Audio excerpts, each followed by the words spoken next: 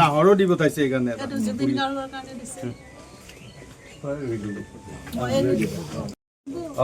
নাহৰো দিব তাইছে এইকাৰণে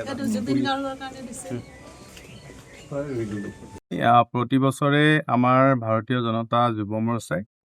10 ডিচেম্বৰৰ দিনটোত প্ৰাক মুহূৰ্তৰ পৰা এলানি কাৰ্যসূচী শ্বহীদ দিৱসৰ প্ৰাকখনত লোৱা হয় আৰু এইবাৰো আমি 10 ডিচেম্বৰৰ দিনাখন অসম চৰকাৰৰ তৰফৰ পৰা মাননীয় মুখ্যমন্ত্ৰী ডক্টৰ হিমন্ত বিশ্ব শৰ্মা ডাঙৰীয়াৰ তৎপৰতাত বিশেষ আগ্ৰহত আমাৰ গুৱাহাটীত এক কেন্দ্ৰীয়ভাৱে এই শ্বহীদ দিৱসৰ কাৰ্যসূচী পালন কৰা হ'ব। শ্বহীদ স্মাৰক এটাৰো সিদিনাখন শুভাৰম্ভ হ'ব বৰাগাঁৱত আৰু তাৰ সৈতে সংগতি ৰাখি আমাৰ ভাৰতীয় জনতা যুৱ মৰ্চাই মাননীয় সভাপতি দিলীপ শইকীয়া ডাঙৰীয়াৰ মাৰ্গদৰ্শনত সমগ্ৰ অসমত এলানি কাৰ্যসূচী হাতত লৈছে।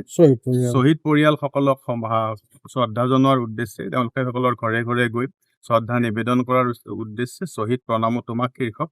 এক কাৰ্যসূচী ৰূপায়ণ কৰাৰ কাৰণে হাতত লৈছে আৰু তাৰে কালি শুভাৰম্ভ আমাৰ দৰং জিলাৰ অন্তৰ্গত চিবাজাৰত মাননীয় ৰাজ্যিক সভাপতি মহোদয়ে কৰিছে আৰু সেই আমাৰ যি অনুষ্ঠানৰ অংশ হিচাপে আজি আমি উত্তৰ কামৰূপ জিলাৰ অন্তৰ্গত যিসকল শ্বহীদ আছে তেখেতসকলৰ ঘৰে ঘৰে গৈ আমাৰ ভাৰতীয় জনতা পাৰ্টীৰ জ্যেষ্ঠ নেতৃবৰ্গ তথা ভাৰতীয় জনতা যুৱ মৰ্চাৰ সমূহ বিষয়ববীয়াই আমি তেখেতসকলক এষাৰ মাত লগোৱাৰ কাৰণে শ্ৰদ্ধা জ্ঞাপন কৰাৰ কাৰণে চিন্তা চৰ্চা কৰিছোঁ। আজি আমি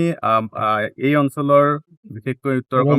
উত্তৰ কামৰূপ জিলাৰ অন্তৰ্গত ৰঙিয়া বিধানসভা সমষ্টিৰ আমাৰ বালিসত্ৰৰ দুগৰাকী আমি শ্বহীদৰ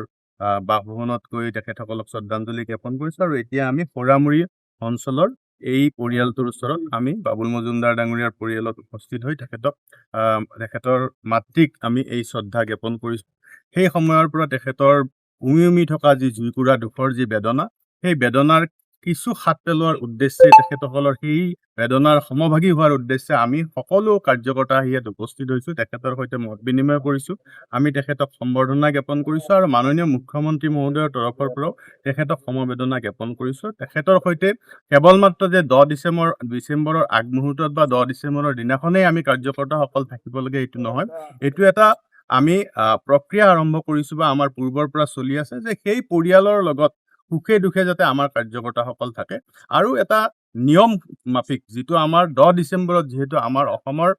শ্বহীদ প্ৰথমগৰাকী খৰ্গেশ্বৰ তালুকদাৰ ডাঙৰীয়াৰ মৃত্যু হৈছিল, সেই মৃত্যুৰ দিনটোত আমি সমগ্ৰ অসমত শ্বহীদ দিৱস পালন কৰি আহিছোঁ। তাৰ সৈতে সংগতি ৰাখি সমগ্ৰ অসমৰ আটাইবোৰ শ্বহীদকে তেখেতসকলৰ বাসভৱনলৈ গৈ পৰিয়ালবৰ্গৰ সৈতে আজি দুখৰ সমভাগী হোৱাৰ লগতে শ্ৰদ্ধা জ্ঞাপন কৰাৰ কাৰ্যসূচীৰ অংশ হিচাপে আজি আমি উত্তৰ কামৰূপ জিলাৰ এই বালিসত্ৰ আৰু ইয়াত সৰামুৰি, ইয়াৰ পিছতে ৰঙিয়া আৰু কমলপুৰ অঞ্চলতো আমাৰ লগতে হাজো অঞ্চলতো যিসকল আমাৰ শ্বহীদ আছে তেখেতসকলক শ্ৰদ্ধা নিবেদন কৰা হ'ব।